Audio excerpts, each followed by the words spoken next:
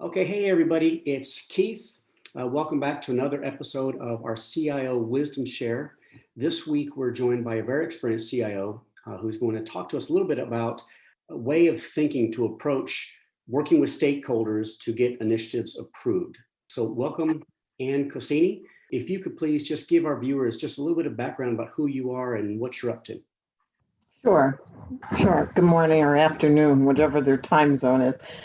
To best describe, I'm a combination of business and IT throughout my whole career. So, from an operational perspective, predominantly most of my career was in manufacturing.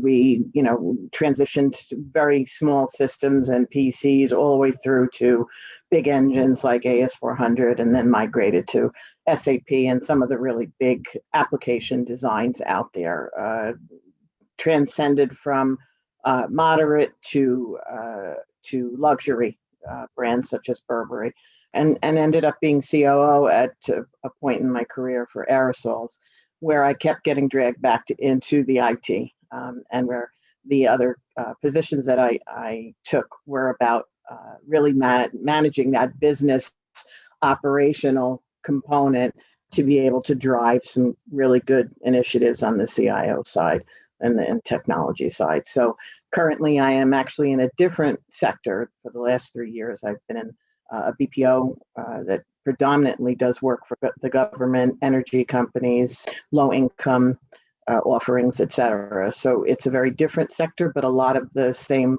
logic in what you do to provide the right technology and how you spend it and how you engage your stakeholders.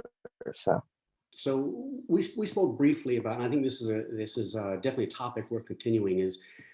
We've heard a lot of CIOs talking about they've been asked to reassess expenditures and to perhaps shift IT investments. So I guess the question is, do you see this as well? And if so, what has changed over this last 12 months or so? Yeah, I think for sure, we all have. And I think COVID was the catalyst because we had to really change the way, I like to say, the cadence of which we approached a lot of the workflow, whether it be in an internal or an external application and integration. When we had to shift remotely, we had to change a lot about the way we did business. And we also were faced with a lot more cybersecurity issues than we had before. And when I look at the years before, it was, okay, what can we do on the e-commerce site? What can we do to drive revenue? What new applications can we bolt on? What's some of the business intelligence that we can provide? What I saw last year was about, let's keep the business not only up and running, but let's keep it profitable and let's keep driving the revenue. And what was the big shift, that they looked more to IT than they ever did before. And so when you're sitting with a CFO and he's saying, where are you going to spend your money? What we saw, the shift was more to the infrastructure and more to being able to integrate a lot more of the workflow. And that's really, what we're doing at this time, where we have to be secure. If you have call centers or if you have agents and developers that are now remote, what does that look like? And where do we need to spend our money? And so we saw also equipment charges, driven up quite a bit the first couple of quarters as people scrambled to really create that model. And so we found ways to invest in virtual desktop, which was something that we had sort of thought about in the beginning of the year. And then COVID hit and we said, wow, we don't want to be shipping PCs. We don't want to be doing all of that expenditure, and training when people can use their own PCs if we put the right environment. So that was a shift for us. And that was a quick spend that really had a long run, and has shown that we've driven revenue to be able to be remote and still keep our clients happy and keep our SLAs. Very important that the client, even though COVID was happening, we have to make sure our SLAs across the board are always intact. So I think that it was really a shift, and it was an education for the CEO and the CFO as to, I'm not going to come and ask you for a couple of $1 million to buy a new piece of software, because I think that's going to, automate something. For now, I want to look at infrastructure. Now, coming into 2021, we already see that shifting a little bit to, now let's look at the automation of some of these processes and be able to now layer on a lot of what we built on the infrastructure side. So prior to COVID, we saw a lot of talk about digital transformation. So did the change back to the infrastructure, did that slow digital transformation, or was that just a part of it? And what does that look like going into this year? Are you flipping back to maybe what you're doing prior? We saw a little bit of the integration and optimization, and I think with that, the digital information flows are starting to really become more aware to our stakeholders. So I'll give you a couple of examples. Like if you have a contact center, there was a lot of talk at that time of artificial intelligence and how do we take some of those redundant activities and switch them to bots, for example, right? And unattended versus attended. And we really, that's really more where, and again, for my sector, you see that. I think on the e-commerce site, you see that a lot about the digital opportunities and the digital presentation layers. For us, it was more about, we do a lot of eligibility, right? So it was creating a great portal and then that portal taking it to an eligibility backend. So we leveraged a lot of our digital partners in doing that and being able to translate that to actionable. And so I think that it was sort of it was embedded behind the scenes, almost in the back end. And now it's becoming a little more on the forefront of, okay, now we added a lot of people to handle the extra workload that we had. And, they can be remote and I don't have to pay for square footage and all of that. Now, how can I automate that more? And how can I do, a more digitized approach? And so I think you see more of a hybrid now, getting us back to where we need to be. And when you look to kick off initiatives like that, tell me a little bit about how do you work with stakeholders to get their buy-in to your, to align with your thinking and to help you get approval for the money and the time and resource it's going to take to do this? I think for me personally, it was a big education going into a different sector, because when you're in the manufacturing arena, you have a lot of things that are driven by sales and merchandising, and they dictate where they really want the strategy to go, and you become more of that support behind it. In this type of a sector where you're a BPO and you have so many client programs that require different things, you also need to have a lot of security because of compliance and information. You become really the leader because you're sitting now in those meetings and you're inviting IT to be at the table. And I think that's the big difference in trying to then engage them in what's important to them.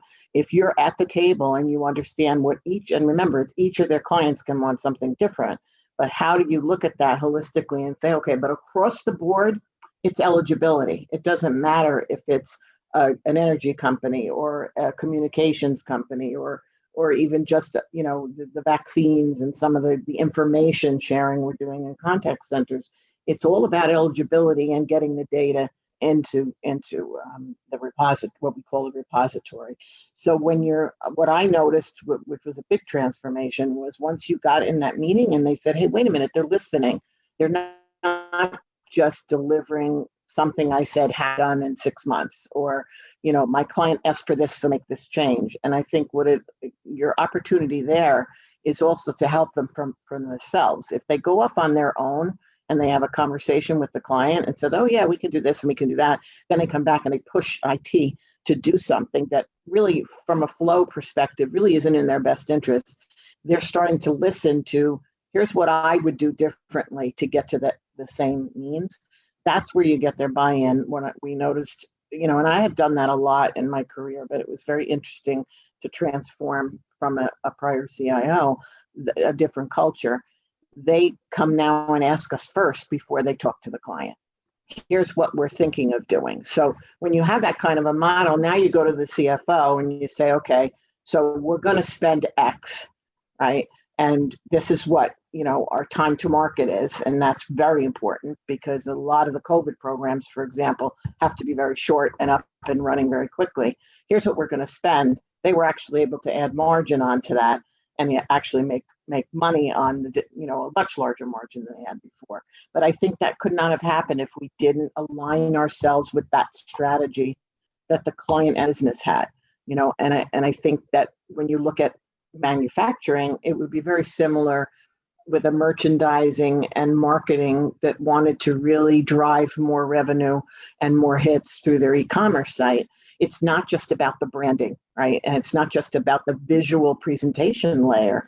It's coming back and saying, what can I do behind the scenes to move that shopping cart faster, to get that response faster to what the client is looking for, what the end customer is looking for. So I think we did a lot of creating e-commerce sites that were pretty and branded beautifully. But if you don't have the back-end engine working efficiently to be able to respond, especially now with people doing a lot more online buying because they don't want to go into the stores and can't go into the stores. So I think that if you didn't have that alignment with the business users, and the heads of marketing and merchandising and customer relations and client outcomes, that would be a very difficult item to sell. Instead of just do what I asked you to do, as opposed to let me help you from yourself, because IT people aren't just IT technical. If they understand the business driver, they can do a better job at delivering. I firmly believe that. I have to imagine that there was a pretty big mindset change that you had to go through just to adopt those two ways of thinking within the organization. Any lessons or anything you could share about how you went through and were able to make that? Because it pretty quickly, right?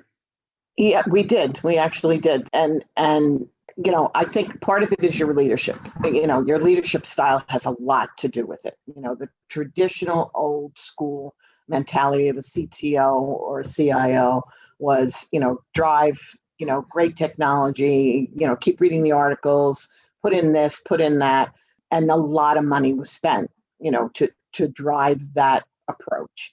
My leadership style has always been very different. It's about really sitting back and assessing what we have and making those decisions of do we enhance what we have? And I remember at Aerosols many years ago, I had a roadmap and everything fell into one bucket. Get rid of it, enhance it, or completely renovate and rebuild. And then you have that map. But if you don't have that roadmap and you just sort of spend money because this is where you think it needs to be spent, that's where CIOs fail.